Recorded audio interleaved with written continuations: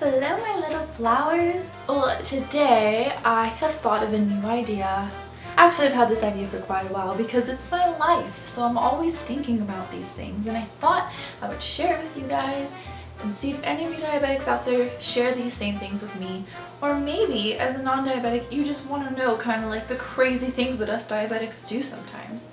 So here are my top 10 worst habits of being a diabetic. I didn't trust myself to remember every single one, so I have this handy dandy note card. The first one that I wrote down was not checking my blood sugar enough. This is something that I get in trouble for every single time I see my endocrinologist slash diabetes doctor, and I don't know, I guess I think that I trust myself to know what my blood sugar is, and I definitely know when my sugar is low. That's something that I can recognize very easily, so I feel like, oh, I don't really need to check because I know it's low and I kind of know my ranges. But yeah, it kind of angers my doctors when they don't have enough information to go by when they're downloading stuff off of my PDM.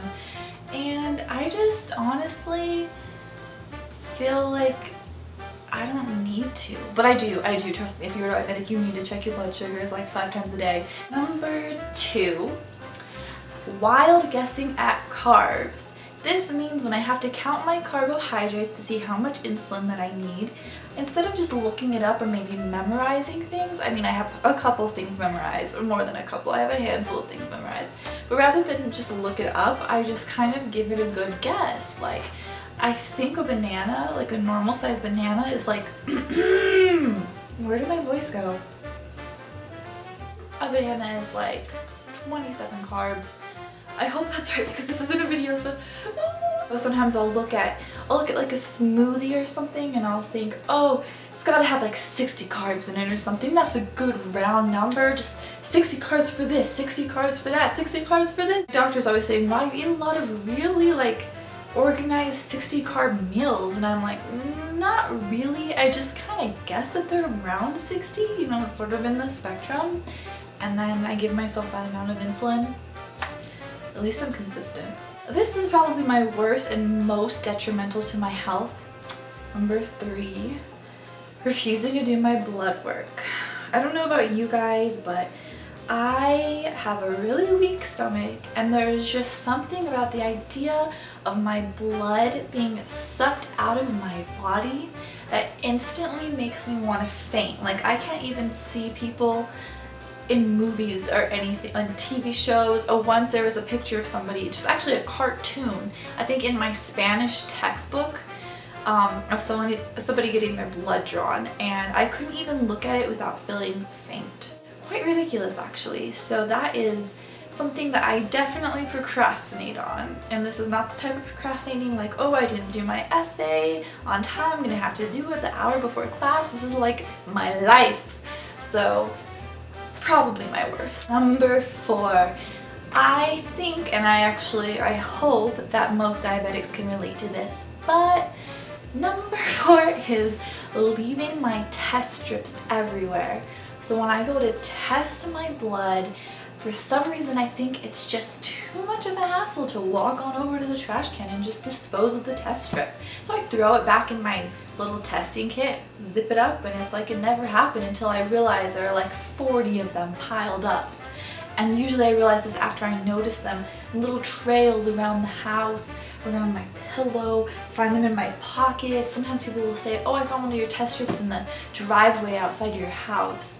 So then I usually think, oh, I'll just dump them all in a load and just, I mean, that's how I leave my mark around the world, I guess. Number 5, oh, I'm so guilty of this.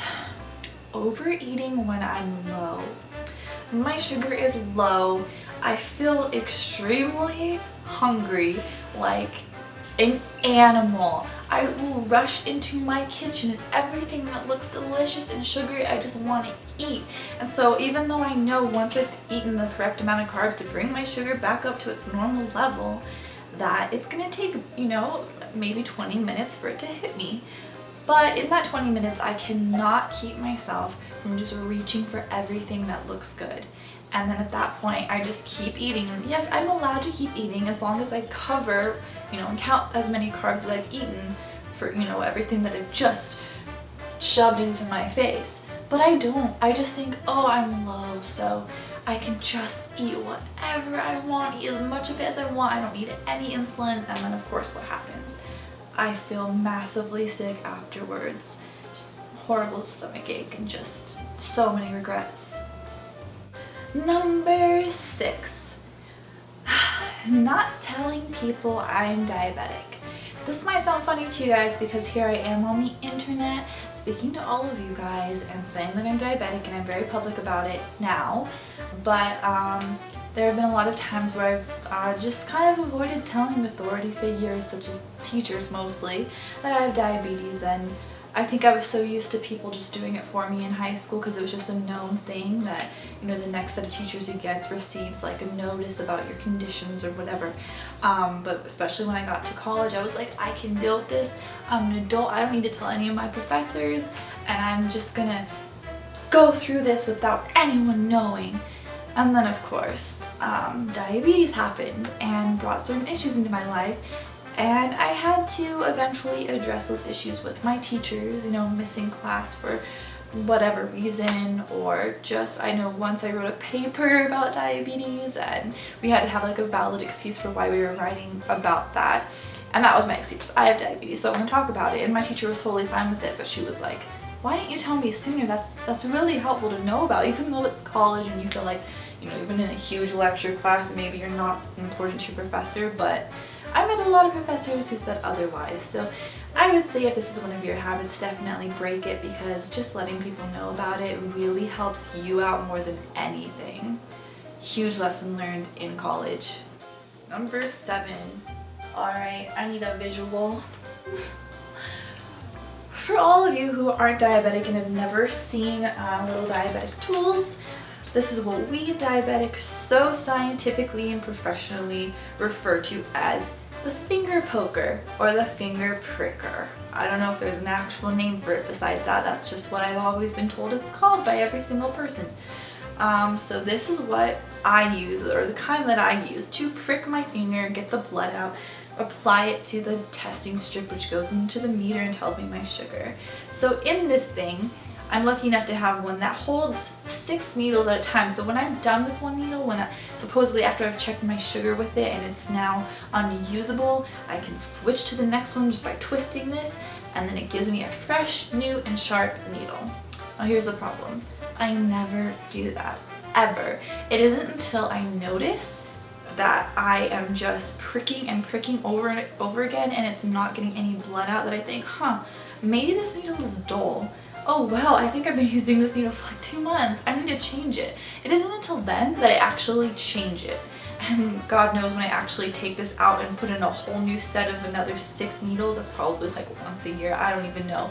All I know is ever since I've been given a prescription for the needles that go in this, I've never had to refill it. I still have a box full of all of them, and I haven't seen this suffer at all. So, YOLO. No, just no, sorry, I never meant to say that. When I was talking about how I procrastinate on getting my blood taken, another thing I do is procrastinating giving myself insulin. And it's not, oh, I'm sorry about my phone. It's not actually so much a procrastination as it is just a forgetting to do so. But sometimes it is a procrastination. If I don't have my glucometer anywhere remotely near me, which means maybe just on the other side of the house, and I'm just like too lazy to go get it, then I'll just tell myself, you know, when I'm on that side of the house, I'll get it and I'll give myself insulin. That's not a good idea. Here's the thing, you should give yourself your insulin before you eat your meal. You should count your carbs and like let it start to get into your bloodstream so that it can turn that food you're eating into energy for you right away so that the food does its job for your body. However, I'm like a child and I never know how much I'm going to eat, and I can never eat as much as I say I'm going to eat, or less than I'm going to eat, or more. I don't know. I can't stick to anything. I never know how much I'm going to eat. So I always have to do my insulin directly after I eat, so that way I can count it and make sure I have the absolute correct amount. Once again, that goes with the number 2 wild guessing at carbs, so it's probably not even the correct amount. Number 9, getting angry at people. Okay, so I'm not a very angry person, but sometimes when people just absolutely do not know the difference between type 1 and type 2 and they're making very ignorant remarks about it, I get really angry. And I get angry at the media for portraying diabetes as so one-sided, as that typical obese American, which is not what I am, and giving people the wrong ideas.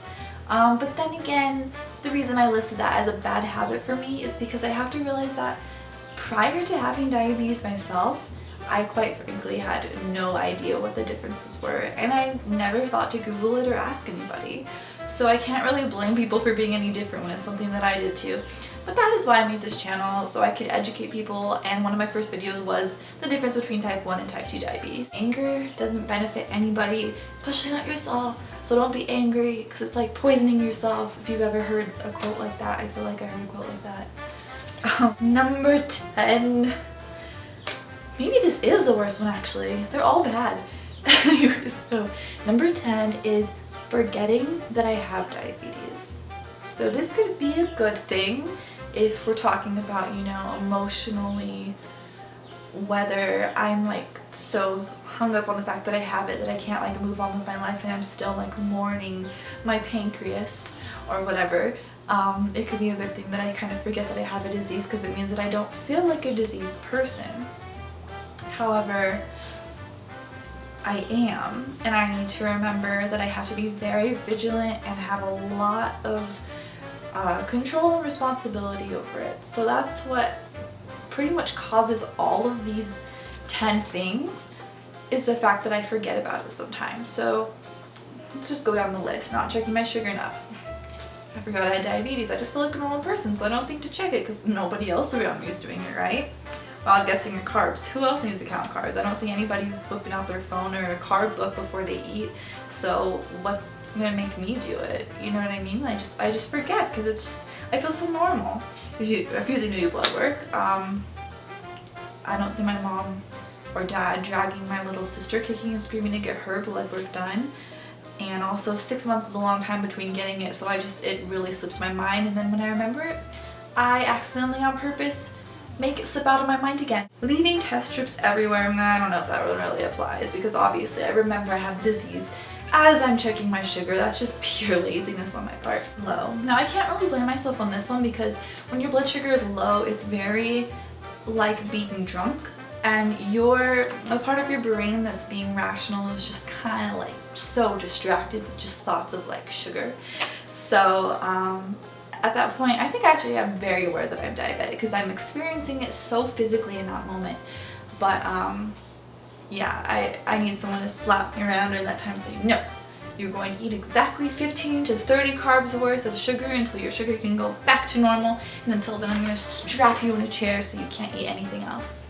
So, I mean, if you know anybody willing to do that job, like, I'll totally pay them. I don't have much money, but I'll do it. Telling people about it, yeah, definitely, because I think, you know, it's not necessary to tell them when it's like, it doesn't really affect them, and I don't know. But if it is a professor, it kind of does affect them, because if I'm trying to use it as an excuse for something, then they kind of need to know that it's a valid excuse. Procrastinate insulin, definitely. I eat just like any other normal person does, and then I just don't do anything about it, just like any other normal person does. But I'm not normal. I have diabetes, so I have to give myself insulin.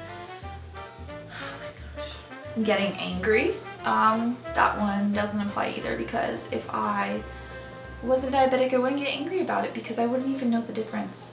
And my phone keeps going off and I feel like I should check it, so we'll stop.